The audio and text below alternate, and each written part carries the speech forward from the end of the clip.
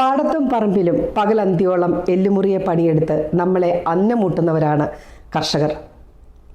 കേരളത്തിലെ കർഷകർക്ക് വേണ്ടി ശക്തമായ നിലപാടുകൾ എടുക്കുകയും അവർക്ക് വേണ്ടി നിലകൊള്ളുകയും ചെയ്യുന്ന രാഷ്ട്രീയ പാർട്ടിയാണ് കേരള കോൺഗ്രസ്.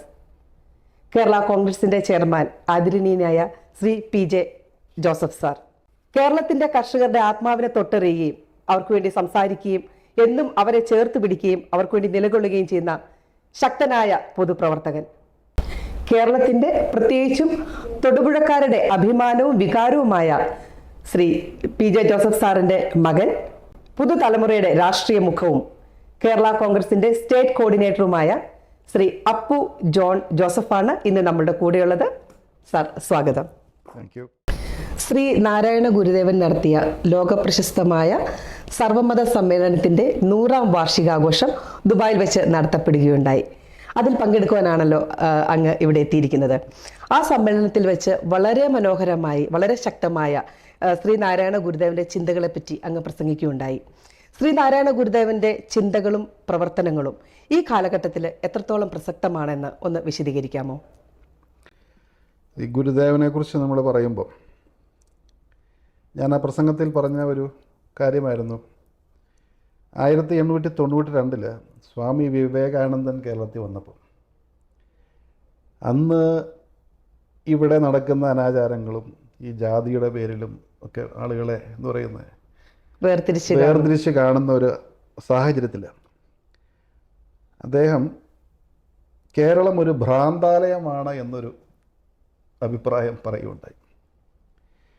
പിൽക്കാലത്ത് ഗുരുവും അതുപോലെ ഡോക്ടർ പൽപ്പു ചട്ടമ്പി സ്വാമികൾ, അതുപോലെ വക്കം മൗലവി തുടങ്ങിയവരും, ഇദ്ദേഹത്തിന് മുൻപ് ഈ ചാവറ കുര്യാക്കോസ് ഇലയാസച്ചനൊക്കെ, അവരാണ് കേരളം ശരിക്കും പറഞ്ഞാൽ ഒരു നമ്മളിപ്പോൾ കാണുന്ന കേരളീയ സംസ്കാരവും വിദ്യാഭ്യാസവും ഒരു സാമുദായിക സമത്വവും വിവിധ മതങ്ങൾ തമ്മിലുള്ള സൗഹാർദ്ദമൊക്കെ ഇവിടെ സ്ഥാപിക്കുവാൻ വേണ്ടി മുൻകൈ എടുത്ത് പ്രവർത്തിച്ചവർ.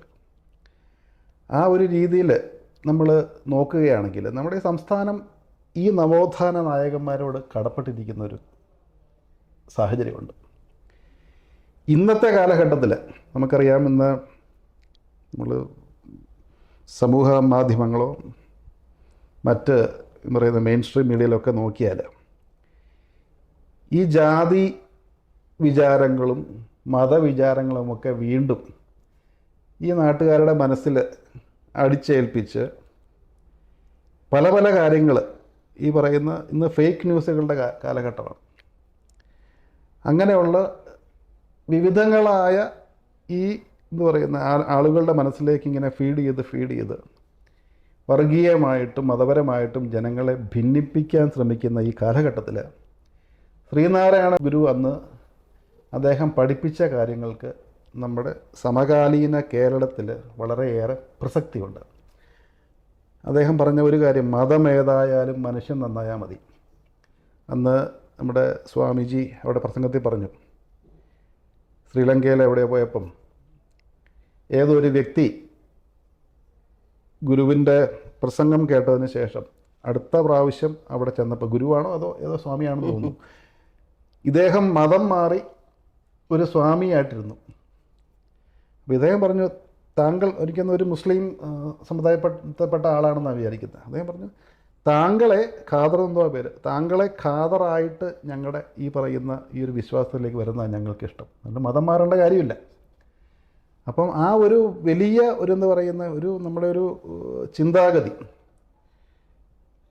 ഒരു ജാതി, ഒരു മതം, ഒരു ദൈവം.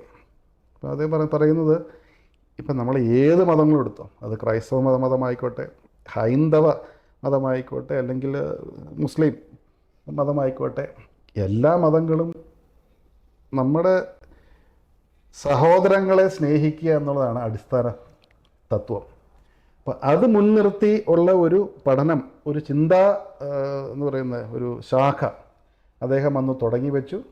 അത് ഇന്ന് ഈ കാലഘട്ടത്തിൽ ഏറ്റവും പ്രസക്തമായ ഒരു ചിന്താധാരയാണ് ഗുരു അന്ന് തുടങ്ങി വെച്ചത്. തീർച്ചയായും ശ്രീനാരായണ ഗുരുദേവന്റെ ഈ പറഞ്ഞ ഒരു ജാതി ഒരു മതം ഒരു ദൈവമൊക്കെ ഈ ഒരു കാലഘട്ടത്തിന് അനിവാര്യമായ വചനങ്ങൾ തന്നെയാണ്. പക്ഷേ പൊതുസമൂഹം അത് എത്രത്തോളം പിൻപറ്റൂ എന്നുള്ളതിലാണ് അല്ലേ നമുക്കൊരു, കാരണം നമുക്ക് സാറ് പറഞ്ഞത് കറക്റ്റാണ്, സോഷ്യൽ മീഡിയയിലൊക്കെ ഇപ്പം നിറഞ്ഞു നിൽക്കുന്നത് ഈ മതങ്ങൾ തമ്മിലുള്ള പ്രശ്നങ്ങൾ തന്നെയാണ്. പക്ഷേ നമ്മൾക്കിടയിൽ മതങ്ങളല്ല, നമ്മൾക്കിടയിൽ ഏത് മതത്തിന്റെ അടിസ്ഥാനം സ്നേഹം തന്നെയാണെന്നുള്ളതാണ് ഈ ശ്രീനാരായണ ഗുരുദേവൻ ഒന്നുകൂടെ ഊട്ടി ഉറപ്പിക്കുന്നത്. അതിൽ ഈ ശിവഗിരി മഠത്തിനൊരു വലിയ പങ്ക് വഹിക്കുവാനുണ്ട്. ഇപ്പം ഈ 100-ാം വർഷം ആചരിക്കുന്നതിൻ്റെ ഭാഗമായിട്ട് ചാണ്ടി ഉമ്മൻ MLA ഒക്കെ ആയിട്ട് ചേർന്ന് മാർപ്പാപ്പേനെ പോയി കാണുകയുണ്ടായി. അതിനുശേഷം എനിക്ക് വന്ന് UK ഒരു സമ്മേളനം നടത്തി. ഈ മിഡിൽ ഈസ്റ്റിൻ്റെ ഭാഗമായിട്ട് ദുബായിൽ നടത്തി. ഇനി അടുത്തത് എനിക്ക് വന്ന് ഓസ്ട്രേലിയയിലാണെന്ന് തോന്നുന്നു. അപ്പം ലോകമെമ്പാടും ഈ സന്ദേശം പ്രചരിപ്പിക്കുക എന്ന് പറയുന്നൊരു വലിയ ഉത്തരവാദിത്വം ഗുരുവിൻ്റെ പിൻഗാമികളായ ഈ മഠത്തിലെ അവർക്കും സ്വാമിമാർക്കും ഒക്കെ ഒരു വലിയ ഉത്തരവാദിത്വമുണ്ട്. തീർച്ചയായിട്ടും ഈ പുതുതലമുറ, ഇപ്പം നമ്മുടെ ഇപ്പോൾ പുതുതലമുറ എന്ന് പറയുന്നത് ഇന്നൊരു സോഷ്യൽ മീഡിയയിൽ ജീവിക്കുന്ന എന്ന് പറയുന്ന തലമുറയാണ്. നമ്മൾ ജനറേഷൻ Z, Gen X എന്നൊക്കെ പറയും. അവർ അങ്ങോട്ടും ഇങ്ങോട്ടും സംസാരിക്കുന്ന ഭാഷ പോലും നമുക്ക് മനസ്സിലാകുന്നില്ല. അവരൊക്കെ ചിന്തിക്കുന്നത് വേറെ ഏതോ തലങ്ങളിലാണ്. പക്ഷേ ഇങ്ങനെയൊക്കെയുള്ളൊരു പാരമ്പര്യം, ഒരു സംസ്കാരം നമ്മുടെ നാട്ടിൽ ഉണ്ടായിരുന്നു അല്ലെങ്കിൽ ഇന്നും ഉണ്ട് എന്നുള്ള കാര്യം, ആ ഒരു അവബോധം, ഞാൻ പറയുന്നത് ഇങ്ങനെയുള്ള കാര്യങ്ങൾ നമ്മുടെ പാഠ്യ പദ്ധതികളുടെ ഭാഗമാക്കണം, ഉൾപ്പെടുത്തണം. നമ്മുടെ സംസ്കാരം, നമ്മുടെ പൈതൃകം, ഈ കേരളം എന്ന് പറയുന്നത് ലോകമെമ്പാടുമുള്ള വിവിധ നാനാ മതസ്ഥർക്ക് മാതൃക. ഇത്രയും മതസൗഹാർദ്ദത്തോടെ, ഞാൻ അന്ന് പറഞ്ഞത് 3.5 കോടി ജനങ്ങൾ, അത് ഹിന്ദുവെന്നോ മുസൽമാനെന്നോ ക്രിസ്ത്യാനെന്നോ ഒരു ഭേദമില്ലാതെ ഒന്നിച്ചിരുന്ന ഓണം ഉണ്ണുന്ന ഒരു സംസ്ഥാനമോ ഒരു പ്രദേശമോ ലോകത്തെവിടെയാണ് ഉള്ളത്? ഇത്രയും മതമൈത്രിയുള്ളൊരു സംസ്ഥാനം അല്ലെങ്കിൽ ഒരു പ്രദേശം ഈ ലോകത്തെങ്ങുമില്ല. ആ ഒരു ആ ഒരു കാര്യത്തെക്കുറിച്ച് നമ്മൾ അഭിമാനം കൊള്ളണം. അത് നമ്മുടെ പാഠ്യ പദ്ധതിയുടെ, നമ്മുടെ പൈതൃകം ഇതാണ്, നമ്മുടെ സംസ്കാരം ഇതാണ്.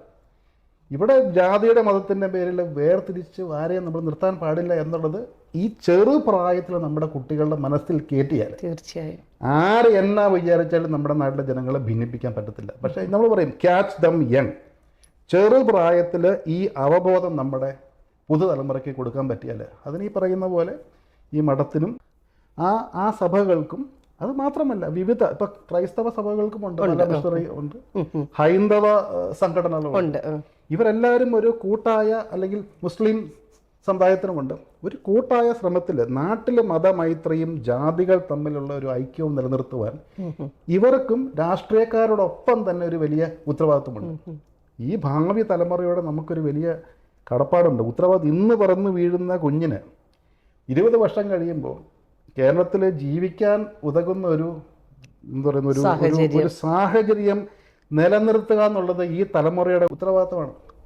നമ്മൾ വളർന്നുമ്പോഴത്തേക്കും ഇവിടെ ഈ പറയുന്ന പോലെ സമുദായത്തിൻ്റെ പേരിലും ജാതിയുടെ പേരിലും തമ്മിലടിക്കുന്ന ഒരു സാഹചര്യത്തിലേക്ക് നമ്മൾ പോകുന്നെങ്കിൽ അവരോട് കാണിക്കുന്ന ഒരു വലിയ നിരുത്തരവാദിത്വപരമായ സമീപനമാണ് ഈ തലമുറ ചെയ്യുന്നത്. നമ്മൾ ഈ ഓരോ കാരണന്മാർക്കും ഈ ഓരോ തലമുറ ഓരോ വ്യക്തിക്കുമുള്ളൊരു വ്യക്തിപരമായ ഉത്തരവാദിത്തമാണെന്നുള്ള അവബോധം ജനങ്ങളിൽ കൊണ്ടുവരിക. കുഞ്ഞു കുട്ടികളെ ഇത് പറഞ്ഞ് മനസ്സിലാക്കുക. ചെറുപ്പത്തിൽ പഠിപ്പിച്ച പിള്ളേർ മറക്കത്തില്ല.